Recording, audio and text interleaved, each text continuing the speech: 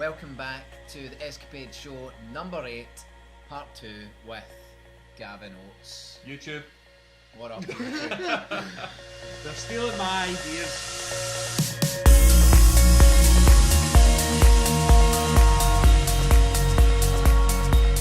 It's our idea.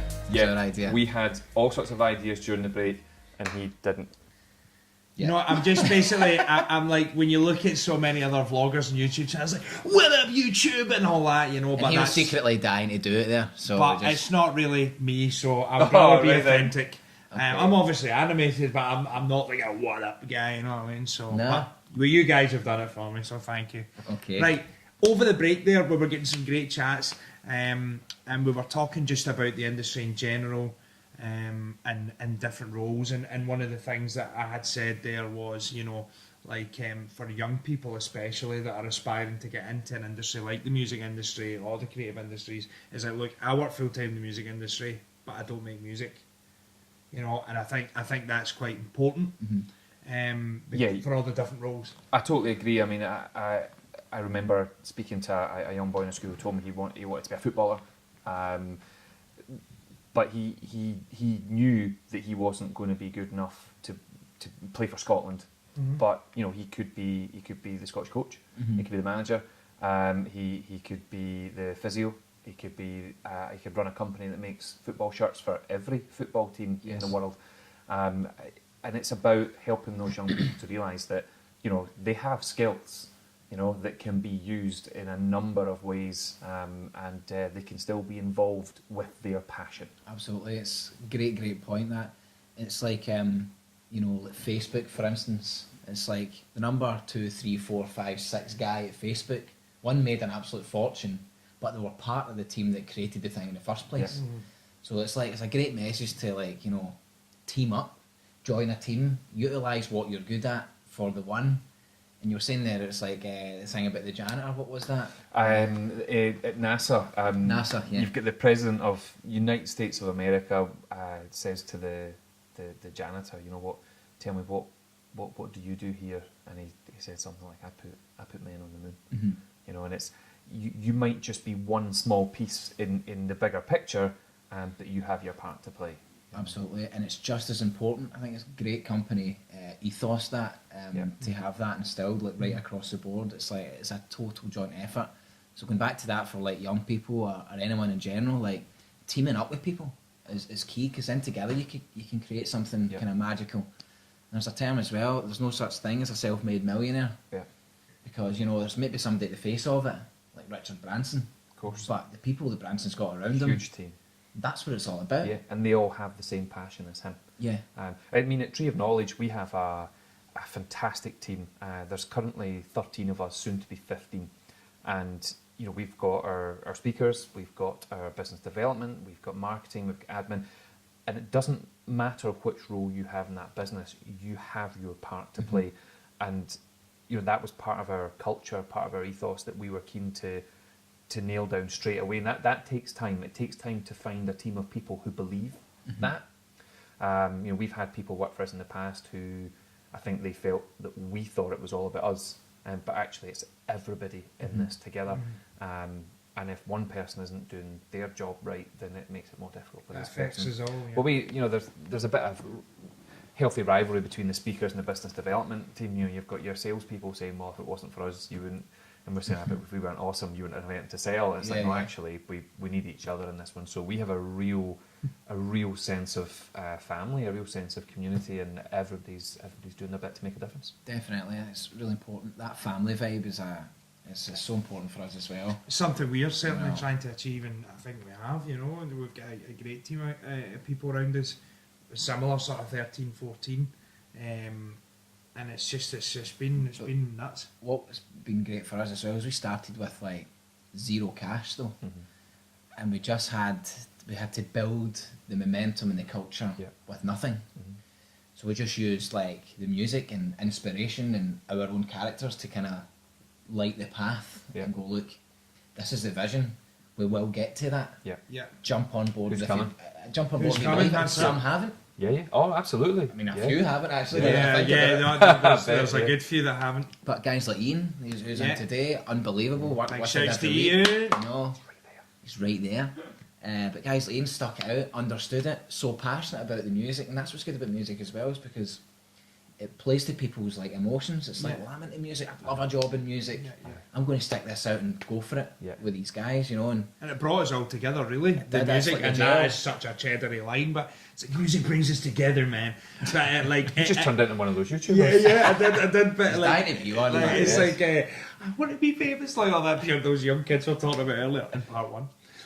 But like, it's just it is crazy, you know. It's like, I think having that though is what separates people who are average and people who really are wanting to achieve something. Yep. And I think that's the main thing here. Is, as Stephen says, like we have been through loads of people as well where they have the personality of a potato, and you're kind of like, wow, you know, your interview, you were amazing, you know. But everyone's their best version of themselves in the interview, so it's like. I think you see it's a testament to guys like Ian and Jack and Craig and the rest of the people in the team, Claire, you know, I don't want to miss anyone out, but there's loads of them, and Reese and all that. They're amazing, you know, amazing characters of people that have just name the other ones. Been working right, so you do that other so time. I know I do right. So well, I mean, there's Kenny, there's Stephen, there's you know, there's loads of Yuli Finn, you know, Wee Bobby, Jeannie McCann. Well, there's you know, there are so many, but again, it's like it's just coming together like that and actually seeing that bigger vision and having the guys in sometimes when it's like a Tuesday night, like 1 a.m, and we're on the whiteboard and we're all pulling our hair out and we're all like, you know, how are we making the next move here? And I think that and it actually goes back to what you were saying there about how like we really do try and bask in the journey sometimes. Because it's like, is this actually happening? Are we actually sitting in here? He's definitely more trailblazer, and I'm quite good at, you know, reining him in and saying, hold on a second, look at what we're achieving here, man. Like, look at who we're speaking to, or look at, you know, and you know, that van outside that Finn had picked up on earlier, you know, that van was an absolute dream of ours for like 3.5 years, you know. And you know, he even more so was just obsessed with getting Nobody this could van. understand my obsession with the van. You know, and for me, it's like, He gets obsessed with something, and then me, I'm like, okay, I need to understand why he's obsessed by it, and then I'm sold, and then it's like, okay, I'll sell it to the team now, you know, because he'll be true, I'm like, right, okay, I get it, why. And now we're at the point where we've got that van, and we flew down to England, and we picked up, and we drove it back up that night, like two mad nutters. And did you do the Teen Wolf moment where somebody took the roof? like standing on the top. Like no, none of that. And that was a total 80s reference.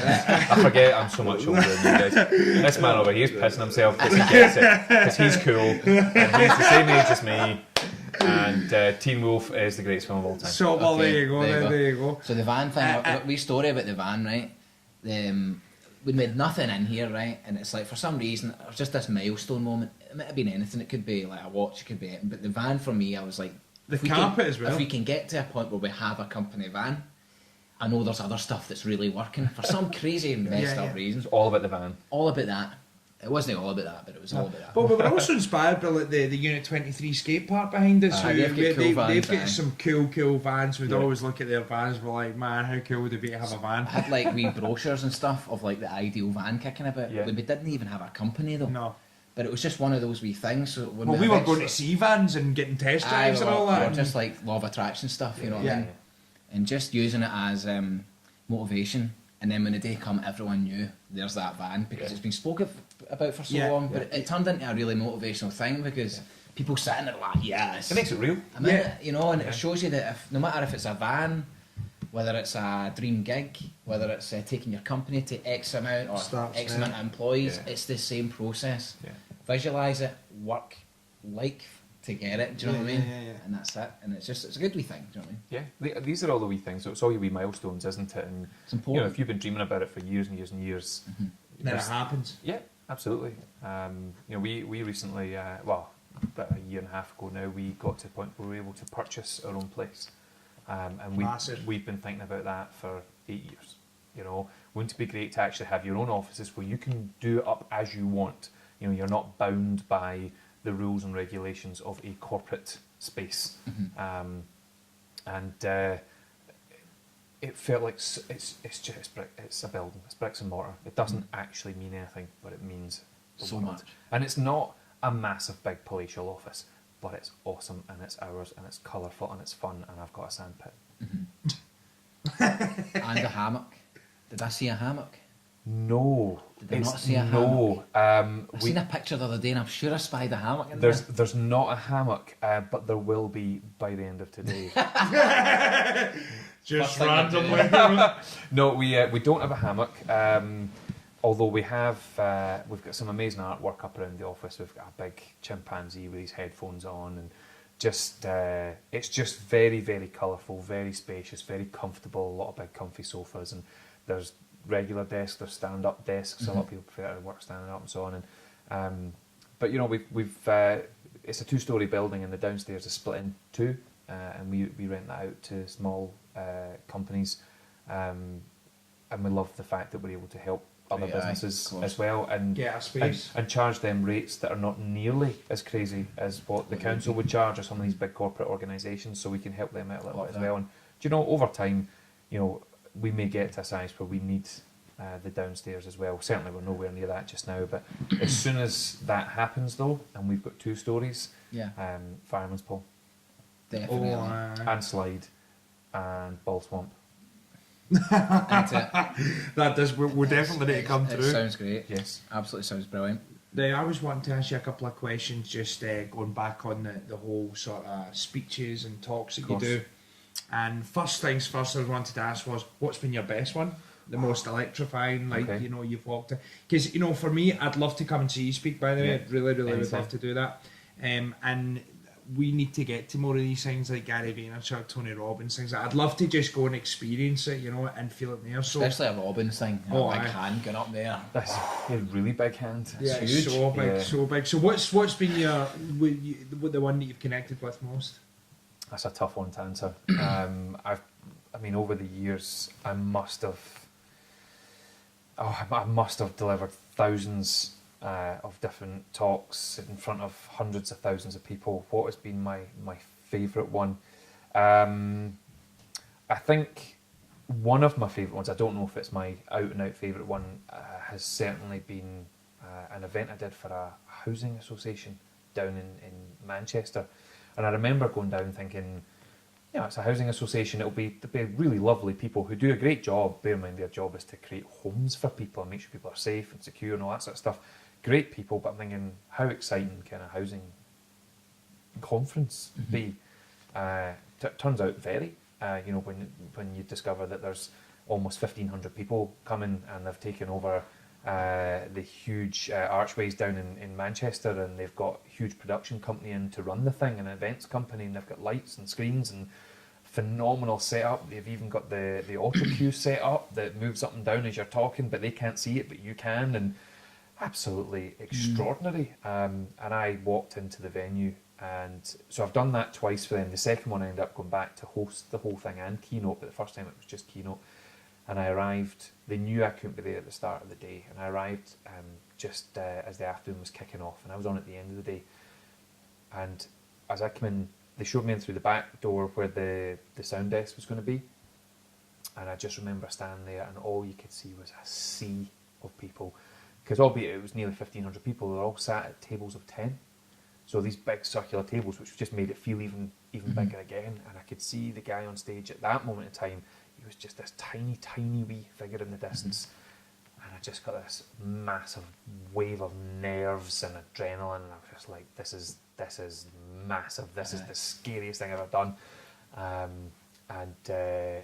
The moment came where I'm getting introduced and my legs going, and I get really nervous. I'm a very nervous person, just in general, and which probably means I'm completely in the wrong profession, but maybe it works for me because of that. And I got up on stage, and just when you get that first response, that first laugh, or first from your audience when there's that many people, it was just an extraordinary experience. So things like that, but also there's been events that I've spoken at where there's maybe 60 people, but it's just, we're all in that moment, and something just clicks where they're just so with you from the word go, and they're so on board and they're so bought into your stories, and they agree and they feel everything you're saying. It's more those moments, rather than, it's not so much the event that would be my favourite event. It's just those moments. The interactions. It's just when you have a group of people who are just with you.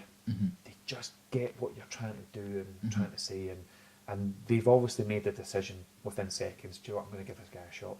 I'm going to come with him on his journey and listen and be a part of it. And it's when you're in that moment and you just know that you are making them feel amazing. That it's those moments that are my favourite moments. I tell a lot of stories about my kids. I speak very openly and very honestly on stage. I'm not one for going up and like swearing my head off or anything like that, but I do talk a lot about losing my dad. I talk a lot about my kids, and everybody can relate to those real stories. Yeah. I tend to think that's when they come with you. So yeah, I don't know if that answers your question. It's just when you're in that moment. That guy's waving his hand again. He's doing this. I don't know if you can see it. And he told me not to say that. But it's when you're absolutely in that moment.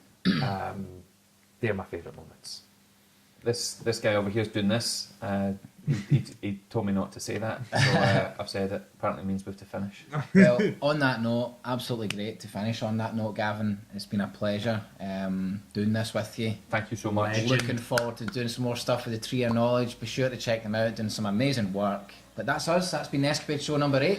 Number 8, here we are, and we will do this again. Yes, and these guys are amazing. Keep following what they're doing. It's making a huge difference. Thank you so much. Maybe the next episode we could do in your office. Aye, I'd love to. Sounds good. Sure. Sounds good. Remember, subscribe to the channel. Please subscribe. Check us on Facebook, Twitter, Instagram, SKapade Studios on Facebook and everywhere else. And Facebook. Let's go. Until next time. Cheers.